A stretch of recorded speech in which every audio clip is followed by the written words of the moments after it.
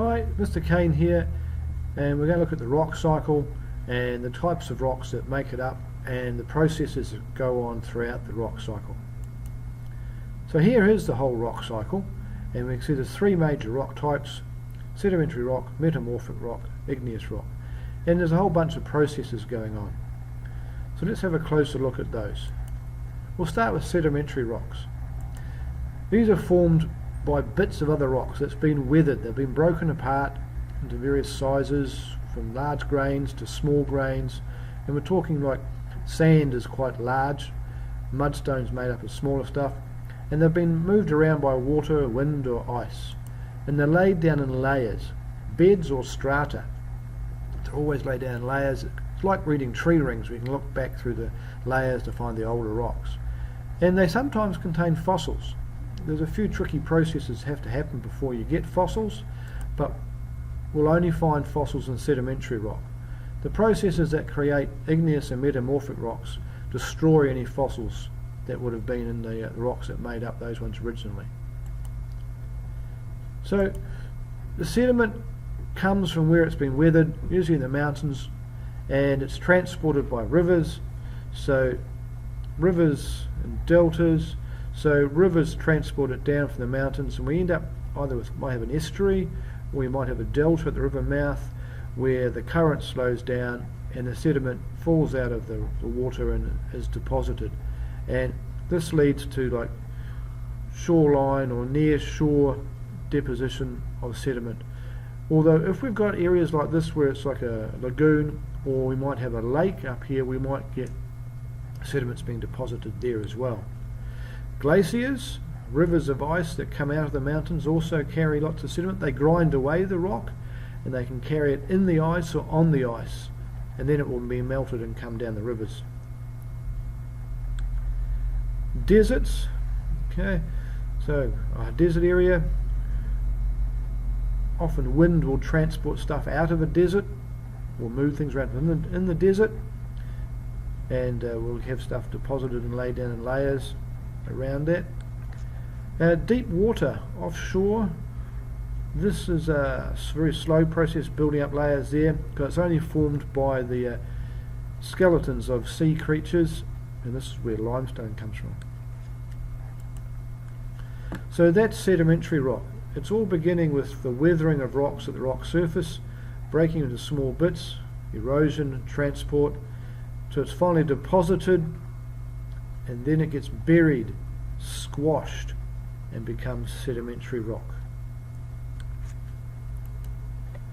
Metamorphic rock is another one we have, and this is where huge heat and pressure has basically sort of cooked the rocks. You know, sedimentary rock might provide the raw materials, but when you cook it, we end up with something quite different. So we've started with mudstone, quite a soft, flaky rock.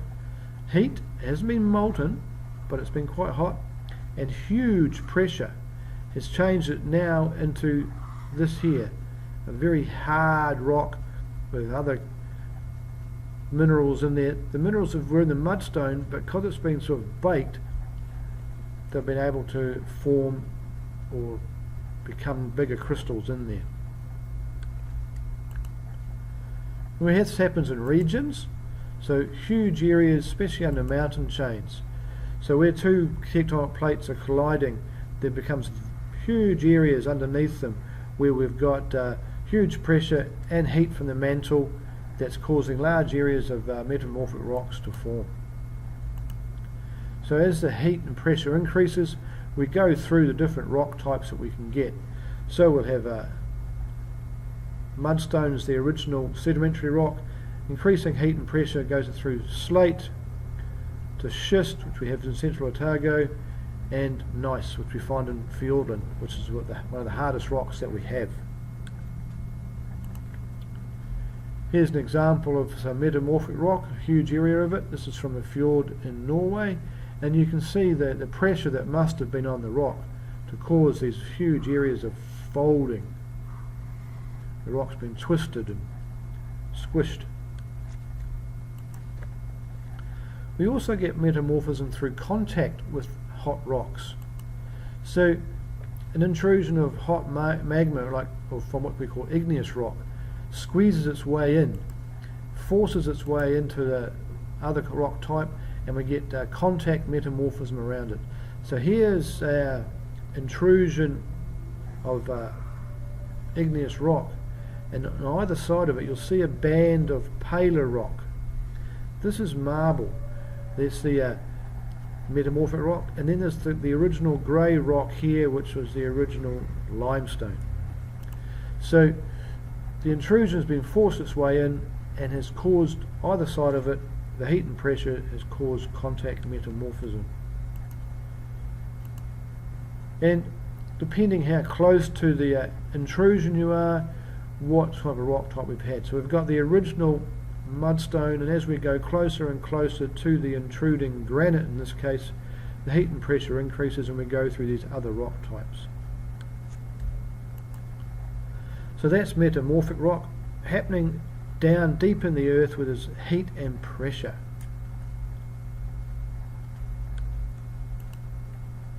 Igneous rocks, rocks born from fire. These have come out of volcanoes. So it's molten rock called magma that's formed these, and crystals in them make them very, very hard to break. The crystals all sort of lock together, very hard to break. Extrusive is stuff that's actually come out of the volcano. There's lava and stuff that's been spat out. Cools fast. We've got really small crystals. An example of this is basalt. If it stays underground, it doesn't get out of the ground, it's called intrusive. It cools a lot slower. We have large crystals. We saw an example of that before with the granite that was in the contact metamorphism example. So igneous rocks come out of the ground and lava flows cool quickly, small crystals, or if it's under the ground we have it there, big crystals. But one of the key things to this whole process is this process called uplift. This can short circuit the cycle. We don't have to go the whole way round the cycle. We can short circuit it. Sedimentary rock can form, be uplifted, and goes. We can just have this mini cycle of sedimentary rock being uplifted, weathered, eroded, transported, compacted back into sedimentary rock. We can have metamorphic rock being formed and then uplifted, and then it will be weathered and eroded and become back to sedimentary rock. We have this sort of short circuit. Igneous rock can come out of the volcanoes, or if it's intrusive, it can be uplifted and then come this way round. So there's always round the cycle. But one of the key parts to it is this uplift, lifting the rocks up to become something else. And then uplift, it's the key to the whole rock cycle.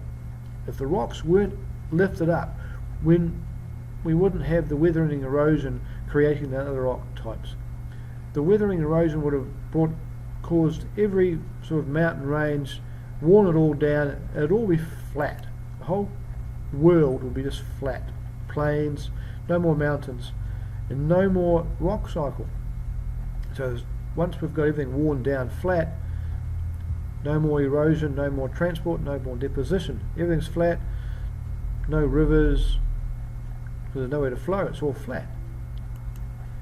And we believe if that happened, then probably our planet wouldn't support the life it does, because it's the uplift causing the mountains that cause a lot of the weather patterns that we have with the rivers flowing out for the water that we drink. If we didn't have uplift, maybe we wouldn't be here. So that's the rock cycle. I hope it's been informative and helpful. Thanks for watching.